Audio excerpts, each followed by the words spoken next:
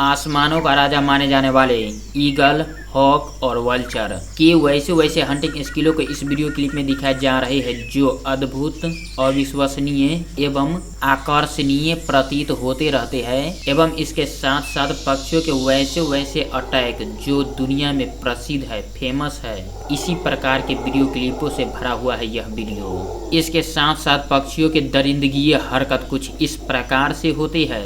Eagle versus snake संपूर्ण दुनिया में जहरों के कारण प्रसिद्ध है, परंतु ईगल एक ऐसे पक्षी होते हैं जो सांप जैसे अधिक खतरनाक शिकारी को भी शिकार कर लेते हैं और अपने भोजन में शामिल कर लेते हैं। जैसा कि इस वीडियो क्लिप में दिखाया जा रहा है, आसमान से उड़ते हुए एक ईगल ने भोजन की तलाश में इधर उधर समुद्र के किनारे भ्रमण कर रहे थे। तत्पश्चात समुद्र के काफी अंदर से एक स्नेक ने ऊपर की ओर आ रहे थे, अर्थात जल स्तर की ओर आ रहे थे। तत्पश्चात वह दूर स्थित उस स्नेक को टारगेट कर लेता है। फिर वह उड़ते हुए उस स्नेक के पास पहुंचता है और अपने दोनों चंगुरों से उसे दबोच पकड़ता है। फिर उस स्नेक को आसमानी दुनिया में उड़ाते रहते हैं और वह स्नेक कई प्रकार के कोशिश करते रहते हैं कि मैं उस चंगुर से छूट पाऊं, परंतु वह स्नेक छूट नहीं पाता है और वह ईगल उन सांपों को उड़ाते हुए अपने घोंसले में ले जाती है और उस स्नेक को भोजन में शामिल करते हुए अपने बच्चे को भी उन्हें भोजन कराते हैं और कुछ इस प्रकार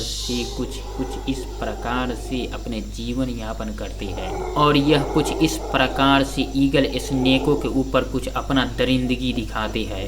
जीर फाल्कन वर्सेस कनाडा गूज। जीर फाल्कन नामक पक्षी ने संपूर्ण दुनिया में यह कुछ इस प्रकार से भय पैदा किया हुआ है कि यह अपने से बड़े ही प्रजाति के जीव को शिकार करते हैं और अपने भोजन में शामिल करते हैं। कुछ इसी प्रकार के दृश्य कुछ इस वीडियो क्लिप में दिखाए जा रहे हैं। एक जीर फाल्कन नामक पक्षी ने भोजन के तलाश में इधर उधर भ्रमण कर रहे थे। तत्पश्चात उसे एक कनाडा बूज नामक पक्षी के पर दृश्य पड़ जाता है। तत्पश्चात वह अति तीव्र गति से उस पक्षी पर आक्रमण कर देता है और कनाडा गूज नामक पक्षी के गर्दन लंबे होने के कारण वह पक्षी उसके गर्दन पर ही आक्रमण कर देती है और वे अपने दोनों चंगुरों से उसे कुछ इस प्रकार से दबोचते हुए उसके गर्दन पर ही आक्रमण करने लगती है। परंतु कनाडा गूज नामक पक्षी ने कई प्रकार के कोशिश करते हैं कि वह जर फाल्कन नामक पक्षी से बच जाए, परंतु उस पक्षी की सभी क्रियाकलाप इस पक्षी से बचने के लिए सफल नहीं होती है। तत्पश्चात कनाडा गूज नामक पक्षी ने भोजन में शामिल हो जाती है। Blue bird versus green mamba.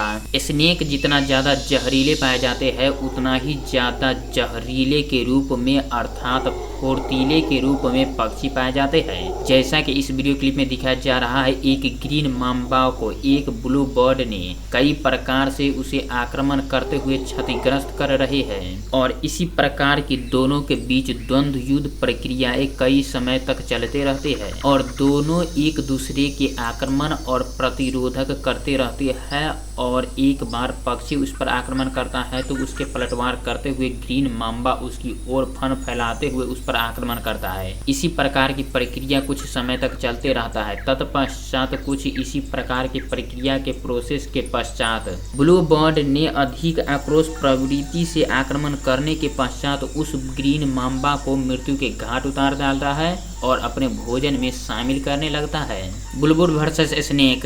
एक बुलबुल ने अपने दोनों बच्चों को भोजन ग्रहण करा रहे थे। तत्पश्चात उसी के बीच एक स्नेक आ जाते हैं और उनके बच्चों को भोजन में शामिल करने की कोशिश करते रहते हैं। उसी के बीच बुलबुल आक्रोश प्रवृत्ति में आ जाता है और कुछ उड़नशील होते हुए कुछ उस स्नेक पर कुछ इस प्रकार से आक्रमण करता है कि वह स्नेक अधिक से अधिक भयभीत होते हुए उस बुलबुल के घोंसले से अधिक दूर भाग जाती है। Secretary bird versus snake. Secretary bird ने भोजन की तलाश में इधर उधर भ्रमण कर रहे थे। तत्पश्चात उन्होंने एक स्नेक को देखता है। फिर वह अटैक मोड में आ जाते हैं और वह अपने लंबे लंबे पैरों का प्रयोग करते हुए उस स्नेक पर आक्रमण करने लगते हैं। आक्रमण के फलस्वरूप वह स्नेक अधिक से अधिक क्षतिग्रस्त हो जाते हैं और वह सेक्रेटरी बर्ड ने उसके चोंचों पर आक्रमण कर देती है और तत्पश्चात वे सेक्रेटरी बर्ड ने उस स्नेक को चीरते फाड़ते अपने भोजन में शामिल करने लगते हैं। गोलायथ हीरोन वर्सेस कैटफिश।